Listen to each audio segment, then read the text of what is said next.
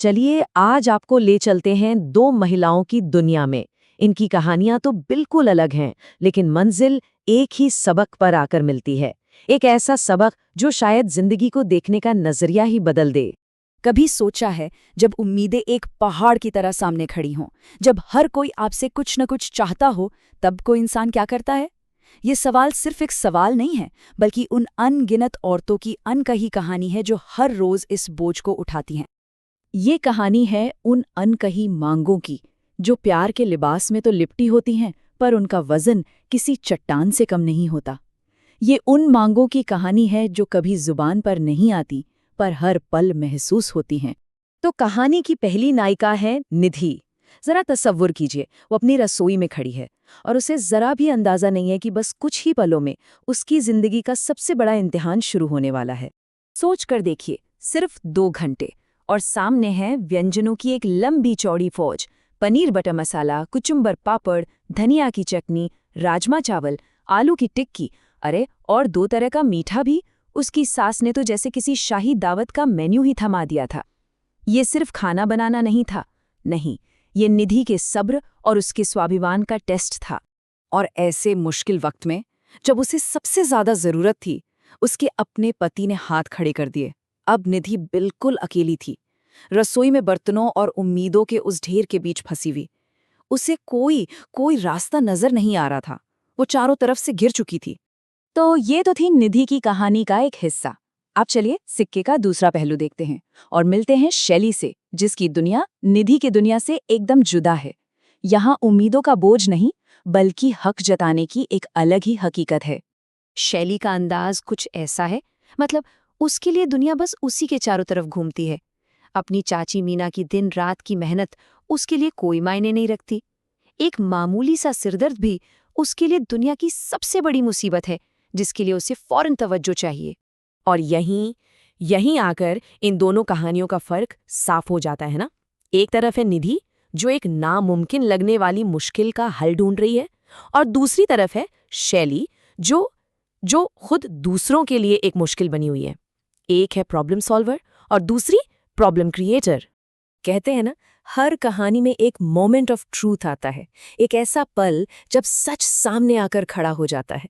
तो चलिए देखते हैं कि हमारे दोनों किरदारों की जिंदगी में वो पल कैसे आता है और कैसे हकीकत उनके दरवाजे पर दस्तक देती है।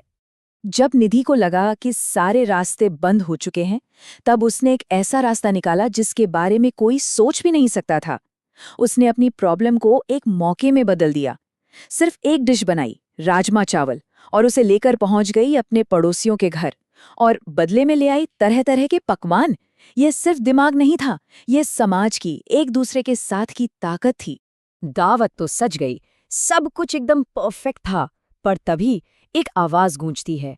एक पड़ोसन उस ढोकले को पहचान लेती है जो उसने निधि को दिया था। निधि का दिल मानो गले में आ गया। उसका बनाया पूरा ताना बाना अब उधड़ने वाला था। और फिर क्या था, एक के बाद एक सच एक एक करके सामने आ रहा था। निधि के लिए ये किसी बुरे सपने से कम नहीं था।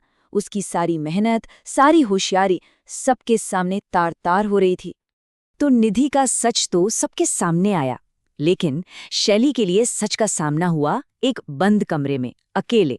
उसकी शादी की रात एक खौफनाक सपने के रूप में। एक ऐसा सपना जो उसे उसके ही कर्मों का आईना दिखाने वाला था। उस सपने में बर्तनों का पहाड़ है, हर किसी के लिए अलग अलग नाश्ता बनाना है, पूरे घर में झाड़ू पोछा लगाना है, और तो और उसे अपनी नौकरी छोड़ने का हुक्म भी मिलता है। और ये सब हुक्म कौन दे रहा था? उसकी चाची मीना, जो अब उसकी बुआ सास बन चुकी थी, और वो वही शब्द इस्तेमाल कर रही थी जो कभी शैली उनके लिए करती थी। ये सपना नहीं, ये उसके अंदर की आवाज थी जो उसे झंझोड़ रही थी। तो सच तो दोनों का सामने आ गया, लेकिन अब जो हुआ वो शायद किसी ने नहीं सोचा होगा। कर्म का पहिया घूमा तो जरूर, पर एक बहुत ही अनोखे, एक बहुत ही अप्रत्याशित अंदाज में।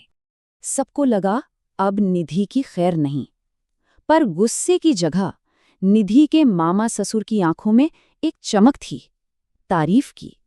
उन्होंने निधि के धोखे को नहीं, उसके पीछे छिपे प्यार और समझदारी को देखा। उन्होंने एक बहू की कोशिश को नहीं, बल्कि एक अकेले आदमी के लिए पूरे गांव के प्यार को देखा।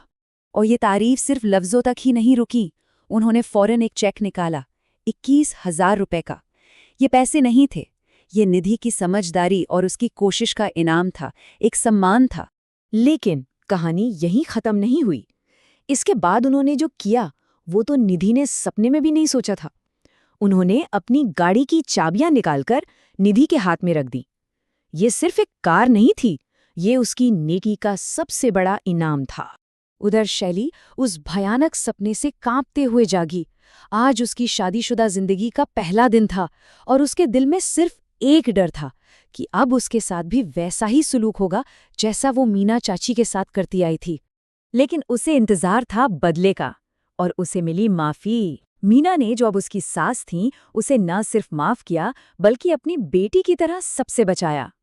उन्होंने शैली को वो दिया जो शैली ने उन्हें कभी नहीं दिया था, बिना शर्त का प्यार और रहम। शैली का असली इनाम बदला नहीं बल्कि ये माफी थी। तो निधि और शैली, दो अलग अलग रास्ते, दो अलग अलग कर्म और दो बिल्कुल अलग इनाम। आखिर इन कहानियों का सार क्या है? हम क्या सीख सकते हैं इनसे? ये दोनों कहानियां हमें एक ही बात सिखाती हैं कि आपके काम, आपके कर्म हमेशा लौट कर आते हैं, लेकिन उनका नतीजा हमेशा वैसा नहीं होता जैसा हम सोचते हैं। निधि की नेकी और समझदारी को सम्मान और एक बड़ा इनाम मिला, तो वहीं शैली के पुराने बर्ताव को बदले में मिली एक अनसोची माफी और सुरक्षा। अच्छाई लौटती जरूर है, बस कभी कभी उसका रूप अलग होता है। तो ये कहानी हमें एक सवाल के साथ छोड़ जाती है। अगली बार जब थाली सामने आए तो एक पल के लिए रुकिएगा और सोचिएगा कि उस थाली में सिर्फ खाना है या किसी का प्यार, किसी की मेहनत और किसी की समझदारी भी, क्योंकि कभी-कभी असली कहानी पर्दे के पीछे ही होती है।